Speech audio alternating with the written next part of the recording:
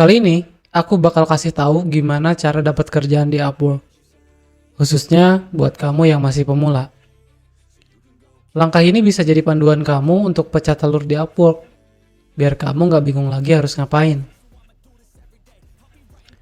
Jadi, alasan kenapa video ini telat upload, karena beberapa hari lalu aku uji dulu apakah cara ini masih works atau enggak.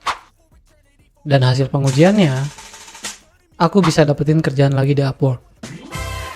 Dan kerjaannya seperti ini.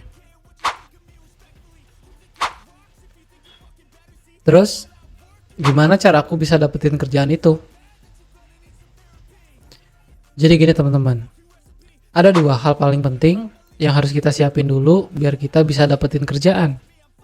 Yang pertama, kita harus punya profil yang mengesankan. Kemudian yang kedua adalah proposal yang meyakinkan. Ini akan jadi pembahasan yang dasar banget. Jadi, buat kamu yang masih pemula dan belum tahu gimana cara ngebangun profil yang mengesankan dan proposal yang meyakinkan itu, tenang aja. Karena aku akan pandu biar kamu nggak kebingungan lagi.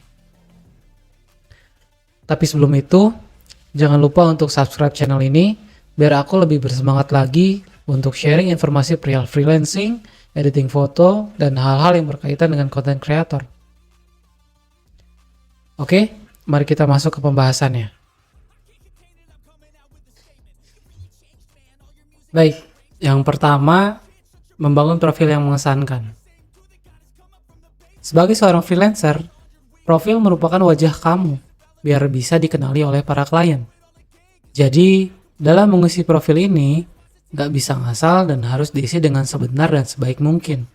Kalau kamu masih ngasal dalam mengisi profil ini, ya berarti si klien juga bakal ngira kamu adalah orang yang asal dan nggak sungguh-sungguh. Jadi gimana sih cara ngisi profil yang benar dan baik itu? Oke teman-teman, di sini saya udah bikinin ilustrasi dari websitenya ya, dari website Upwork.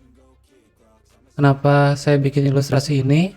Yang pertama, dari informasi yang saya dapatkan gitu ya, katanya nggak boleh menampilkan keseluruhan dari website Upwork itu sendiri. Dan yang kedua itu saya bikin ini biar lebih mempermudah gitu buat teman-teman tahu si posisi yang saya maksud atau saya jelaskan ya. Ini diwakili dengan warna-warna yang telah saya bagi ya, yang merah, orange, kuning, dan seterusnya. Ini mewakilkan posisi dari poin-poin yang bisa kita optimalkan. Kurang lebih seperti itu ya. Oke, kita mulai saja. Poin yang pertama, hal yang harus kita optimalkan pertama kali adalah profil picture kita. Ya, profil picture ada di posisi atas ini ya, yang lingkaran warna merah. Nah, kenapa hal ini menjadi penting? Karena si klien itu ya, pertama kali melihat diri kita itu atau mengenal diri kita itu melalui profil picture kita. Tentu, karena kita kan nggak ketemu secara langsung ya, jadi si klien untuk tahu kita bentuknya seperti apa gitu kan, wajah kita seperti apa ya pasti dari profil picture kita. Nah, si profil picture gimana sih yang bisa menarik perhatian si klien itu? Nah, menurut teman-teman, foto manakah yang lebih baik untuk dijadikan profil picture? Ya, mayoritas teman-teman pasti memilih foto yang ada di bawah ini ya. Dan jawabannya memang foto yang ada di bawah ini. Kenapa? Karena profil picture yang bisa menarik perhatian si klien itu yang pertama harus bisa menampilkan wajah dengan jelas. Jadi nggak boleh pakai yang ngeblur, nggak boleh pakai yang terlalu gelap atau bahkan terlalu terang gitu. Jadi yang harus bisa menampilkan wajah kita dengan jelas gitu. Kemudian yang kedua itu menggunakan background yang pas. Teman-teman bisa menggunakan background yang polos gitu ya, yang cerah. Itu juga bisa membuat biar si wajah kita tuh tetap menjadi fokus utamanya gitu. Kemudian yang ketiga itu tampak profesional. Nah, tampak profesional di sini bukan berarti kamu harus pakai jas, kamu harus pakai kemeja, enggak. Tampak profesional di sini tuh terlihat dari misalkan ya, wajah kita tuh bersih, kemudian si kontrasnya bagus gitu ya. Jadi jangan over kontras atau over saturated gitu ya. Gitu. Jadi harus terlihat nyaman gitu untuk dilihatnya gitu ya. Kemudian ini ada tips tambahan yaitu kita harus terlihat bersahabat. Bersahabat di sini ya usahakan kita senyum gitu ya di fotonya biar ya terlihat menyenangkan gitu. Oke, selanjutnya profile title. Title merupakan bidang keahlian yang kamu tawarkan. Title harus memiliki keyword yang sesuai dengan bidang yang kamu pilih, karena hal ini akan membuat algoritma menyarankan kamu jika para klien mencari freelancer di bidang yang kamu miliki ini. Jadi, dalam mengisi title itu, kita sesuaikan dengan keahlian yang kita miliki atau jasa yang kita tawarkan. Misalkan, contohnya ada di sini mengisi Photoshop Expert Professional Photo Editor. Nah, dari sini kita tahu bahwa freelancer ini atau saya gitu, fokusnya adalah di foto editing ya, karena sebagai foto editor. Kemudian yang di bawah juga sama, dia seorang foto editor. Kemudian yang ketiga ini dia video editor ya, karena jika kita lihat si title-nya itu video editor itu video editing. Jadi dari sini kan si klien juga bakal mengetahui bahwa keahlian dari freelancer yang dia cari adalah seperti apa yang nampak di profile title-nya. Misalkan kalau kamu seorang background remover, ya tulis di sini background remover atau misalkan tambahkan professional background remover dan lain-lain gitu ya. Nah, kemudian dalam penulisan title ini kamu jangan semua bidang kamu masukin ya gitu. Jadi usahakan kamu spesifik di bidang tertentu. Kenapa? Alasan pertama, si title ini tuh punya batasan jumlah huruf yang bisa dipakai, itu yang pertama. Kemudian yang kedua, si klien juga bakal bingung kalau misalkan kamu punya banyak title atau menawarkan banyak jasa di sini. Bingungnya kenapa? Karena si klien bakal mikir bahwa orang ini tuh emang ahlinya di mana gitu. Kok nawarinnya banyak hal berbeda, kurang lebih seperti itu ya. Jadi usahakan untuk spesifik di bidang tertentu yang berkaitan. Oke, berikutnya poin ketiga yang harus kita optimalkan adalah rate. Yang ini yang warna kuning ini ya. Rate merupakan harga yang kita pasarkan untuk jasa yang kita berikan. Jadi rate ini tuh hanya berfungsi ya, hanya ditampilkan untuk pekerjaan yang hourly rate atau yang per jam gitu. Contohnya seperti ini, ada yang menawarkan $20 per jam, ada yang $7,5 per jam, ada yang $10 per jam gitu. Nah, si rate ini tuh ya terserah kita mau masukin berapa. Tapi saran dari aku sih sebagai pemula ya, sebaiknya mulai dengan rate yang lebih rendah. Hal ini dilakukan agar kamu punya pengalaman serta bisa menarik klien untuk menggunakan jasamu. Analoginya seperti ini. Misalkan ada freelancer A, dia punya rate $10 per jam, tapi karena dia pemula, dia tidak memiliki histori pekerjaan. Kemudian ada freelancer B, dia memiliki rate yang $10 per jam juga, tapi dia sudah memiliki histori pekerjaan di Upwork gitu. Nah, menurut kamu, si klien bakal memilih yang mana? Ya, nah charge untuk freelancer B itu jauh lebih tinggi dibandingkan dengan freelancer A karena dia punya strong point di histori pekerjaannya. Tapi, bagaimana jika si freelancer A itu memiliki rate atau harga lebih rendah dibanding dengan freelancer B? Misalkan, dia rubah menjadi $5-7 per jam. Maka, chance si freelancer A untuk dapat kerjaan tuh jauh lebih tinggi dibanding dengan kondisi yang pertama. Yes! Karena sekarang dia pun memiliki strong point, yaitu harga yang lebih murah. Walaupun nggak 100%, tapi dengan chance yang meningkat itu, maka kemungkinan untuk mendapatkan pekerjaannya tuh jauh lebih tinggi dibanding dengan kondisi yang A. Kurang lebih seperti itu. Dan satu lagi, pastikan kamu nggak ngurangin kualitas kamu, walaupun dengan harga yang lebih rendah. Karena ketika kita sudah mendapatkan klien, maka kita harus treat dia atau layani dia tuh sebaik mungkin. Karena setelahnya, jika pekerjaan itu selesai, ada dua kemungkinan, yaitu yang pertama, dia akan melakukan repeat order atau melanjutkan pekerjaan denganmu, atau yang kedua, dia akan memberikan feedback yang baik, yang mana hal itu akan berpengaruh sangat baik untuk kelangsungan perkembangan profil kamu di Upwork. Lalu gimana sih menentukan rate-nya gitu ya, yang sesuai dengan bidang yang kamu punya. Nah ini tipsnya, kamu bisa ngelihat profil orang-orang yang memiliki target jasa atau title yang sama dengan kamu. Kemudian dari rata-rata harga mereka itu, buatlah harga yang lebih murah atau sedikit lebih murah atau sama dengan yang terkecil yang kamu temukan itu. Misalkan ada background remover yang memiliki rate $5 atau misalkan $7, ya ambil aja yang $5 gitu, ya ambil yang paling kecil. Nah, kenapa seperti itu? Ya ini yang seperti yang tadi saya jelaskan bahwa kamu harus memiliki strong point untuk menjadi daya tarik kepada klien. Kurang lebih seperti itu. Baik, poin berikutnya yang ini juga tidak kalah pentingnya adalah profil overview. Profil overview tuh kurang lebih seperti biografi kamu ya, bio kamu, tentang siapa diri kamu, tentang apa yang kamu bisa gitu ya, apa yang kamu tawarkan dan selebihnya. Jadi kurang lebih seperti ini ya. Secara garis besar, sebenarnya bebas sih mau kayak gimana pun gitu ya, dengan gaya kamu seperti apa gitu. Tapi kalau melihat para profesional gitu yang memang sudah bergelut panjang di Upwork gitu ya, ini ada beberapa poin yang memang menjadi pola gitu.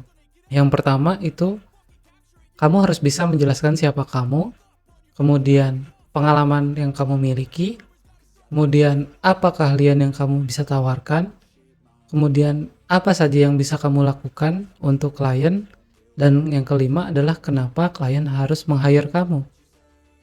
Saya memiliki tips ya.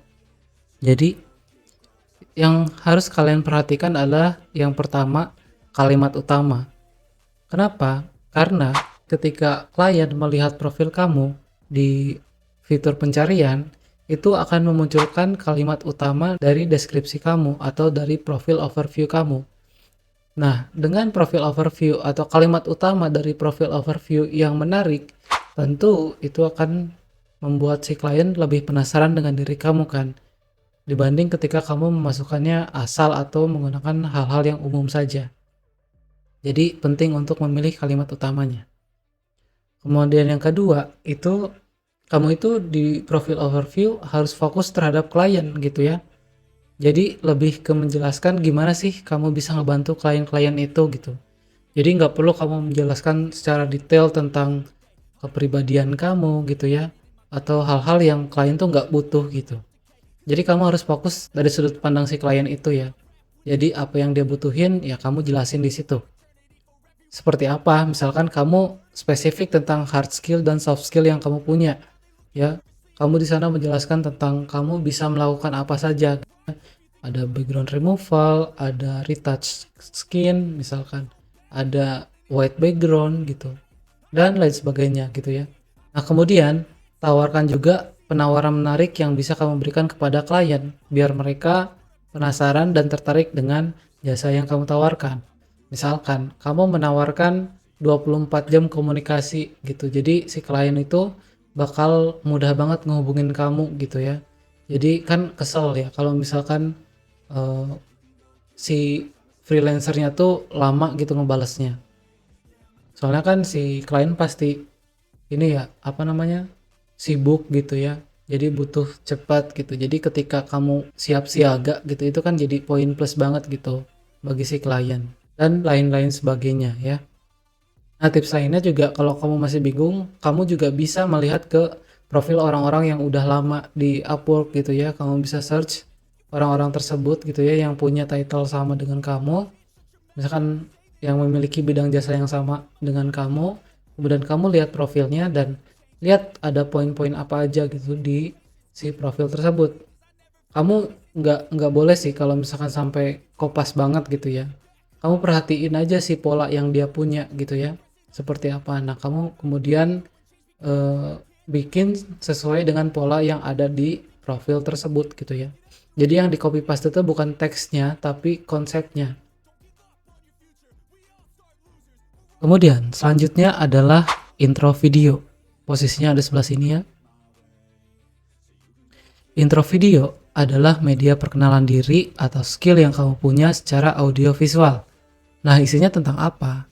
Kamu bisa upload video perkenalan diri kamu, atau video karya-karya kamu, atau bahkan kamu bisa show skill gitu yang kamu punya dalam bentuk video ya, gitu. Jadi audio visual.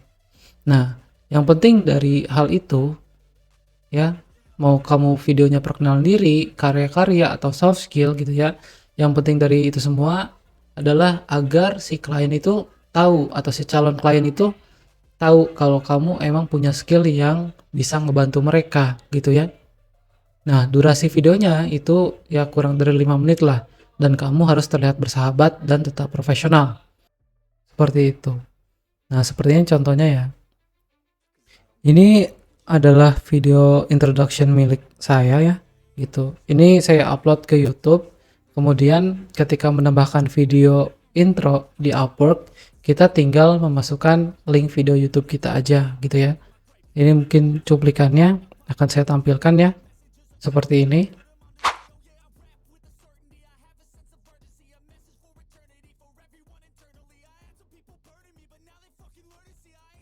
Nah, kalau mau nonton video fullnya bisa lihat di channel saya. Cari aja yang thumbnailnya seperti ini. Bisa ditonton secara full di sana. Kemudian selanjutnya ada yang namanya portfolio. Nah, ini adalah bagian yang sangat penting ya, apalagi sebagai pemula. Karena melalui portfolio ini kita bisa menunjukkan hasil karya kita, hasil kerja kita yang bisa membuat si klien itu yakin dengan kualitas hasil kerja gitu ya, keterampilan yang kita miliki ini. Jadi kita bisa menampilkan hasil-hasil karya kita gitu ya di sini gitu ya. Misalkan kamu seorang background remover, ya kamu tampilkan gitu kan si hasil kerja kamu tuh di sini gitu dengan tampilan yang menarik. Kita lihat ya. Misalkan ini adalah portfolio punya saya ya. Kurang lebih seperti ini. Nah, ini contoh yang background removal. Dan ini color of product ya. Jadi di sini tuh ya kita tunjukkan hasil kerja kita tuh seperti apa gitu. Tunjukkan, kemudian buat semenarik mungkin, buat seahli mungkin ya, bikin si klien itu atau si calon klien itu yakin dengan apa yang kita bisa kerjakan gitu. Nah, ini salah satu penjelasan lebih rincinya ya. Jadi elemen apa aja sih yang baiknya gitu ada di portfolio kita? Yang pertama itu kita harus menampilkan before dan after dari hasil kerja kita. Misalkan ini kan color correction ya. Kita menampilkan before-nya seperti apa, kemudian after-nya seperti apa. Ya. Itu kita bisa tambahkan teksnya juga biar si klien tuh nggak bingung gitu ya. Ini tuh apa sih gitu ya. Kemudian ini kita tambahkan skill yang dibutuhkan untuk mengerjakan pekerjaan ini. Kemudian di sini ada project description-nya. Jadi deskripsi dari si pekerjaan itu seperti apa gitu, permintaan kliennya seperti apa. Tapi kalau kamu belum punya klien ya, itu kamu bisa bikin fake project atau project diri kamu sendiri ya, untuk nunjukin bahwa hasil kerja kamu tuh seperti itu. Kemudian kamu juga masukkan skill yang diperlukan ya. Dari bagian deskripsi ini kamu bisa memasukkan kelebihan kamu dalam proses mengerjakan ini. Misalkan pekerjaan kamu cepat, misalkan memperhatikan detail dan sebagainya. Oke. Kemudian selanjutnya adalah skills. Di sini ya. Skills itu tags mengenai lingkup skill atau kemampuan yang kamu miliki. Contohnya seperti ini ya, ada Adobe, image editing, dan seterusnya. Nah, pilihlah skill yang berhubungan dengan title kamu atau bidang pekerjaan yang kamu punya. Nah, kita tahunya dari mana gitu ya. Kalau misalkan ada teks ini, teks itu, dan sebagainya gitu ya. Kalau misalkan kita bingung, caranya adalah seperti ini. Kamu melihat profil orang-orang yang memiliki target jasa yang sejenis dengan kamu. Kemudian lihat skill apa aja yang mereka gunakan di profil mereka. Kemudian berikutnya ada project catalog. Nah, project katalog ini tuh semacam etalase atau jasa yang kamu tawarkan. Jadi ini tuh semacam apa ya, paket gitu. Paket dari jasa yang kamu tawarkan. Jadi pada proses pembuatan katalog ini kita membuat 3 pilihan harga dengan 3 spesifikasi ya. Yang pertama misalkan ada starter, standar, advance gitu ya. Harganya ini yang $30, 40, 60 gitu. Nah, di sini ada spesifikasinya. Jadi itu misalkan ya sebagai contoh, ini nominalnya sama dan revisinya sama. Yang membedakannya adalah waktu pengerjaannya ya. Kalau yang $30 itu diselesaikannya 3 hari. Dan kalau yang $60 itu diselesaikannya 1 hari. Jadi lebih cepat sih, harganya lebih mahal. Dan itu nggak harus seperti ini ya. Kamu bisa ngatur sesuai dengan apa yang kamu mau gitu. Untuk selebihnya seperti education, employment, history, other experience itu isi aja sesuai dengan keadaan kamu ya. Misalkan kamu pengalaman lulusan SMA atau SMK atau sarjana gitu, masukkan aja sesuai dengan jurusannya gitu ya. Kemudian ini histori pekerjaan juga masukkan saja gitu. Tapi kalau bisa masukkan histori pekerjaan yang eh, sama dengan yang kamu tawarkan di sini ya. Jadi misalkan kamu nawarin background remove, ya kamu masukkan aja kamu pernah bekerja di studio foto atau misalkan fotografer dan sebagainya gitu. Tapi kalaupun enggak ya masukkan saja gitu. Sekali lagi, cara ini tuh enggak 100% bisa ngebantu kamu untuk dapat kerjaan gitu ya. Tapi seenggaknya hal ini tuh meningkatkan kesempatan kamu untuk mendapatkan pekerjaan pertama. Karena dengan profil yang kuat, dengan profil yang meyakinkan, si klien pun akan lebih yakin gitu dengan apa yang kita miliki, dengan kemampuan yang dia rasa bisa ngebantu dia. Kemudian di tambahan, ada 2 bagian yang menjadi poin yang sangat-sangat penting juga, tapi nggak bisa kalau kita emang baru mulai di Upwork gitu, yaitu work history dan testimonials. Nah, namanya juga work history dan testimonials ya. Berarti kita tuh harus punya klien dulu dan selesai mengerjakan pekerjaannya dulu, baru si di sini tuh muncul ya. Nah, misalkan work history itu history pekerjaan kita. Jadi kerjaan-kerjaan yang udah kita kerjakan di Upwork nanti akan muncul di sini gitu ya. Termasuk dengan ratingnya. Jadi kalau misalkan kita punya history yang banyak, kemudian kita mendapatkan rating yang tinggi, dalam artian kita dapat bintang 5 gitu ya, atau misalkan 4,9 gitu, itu bakal berefek bagus banget gitu ya untuk meyakinkan klien gitu terhadap performa kita. Kemudian yang bagian testimonials juga sama gitu, ini juga menunjukkan testimoni gitu ya, feedback dari klien seperti apa. Nah, kalau di sini ada deskripsinya gitu, ada kata-kata dari kliennya. Misalkan dia merekomendasikan kamu untuk mengerjakan project-project berikutnya karena kamu friendly, misalkan kerjaan kamu bagus dan sebagainya gitu.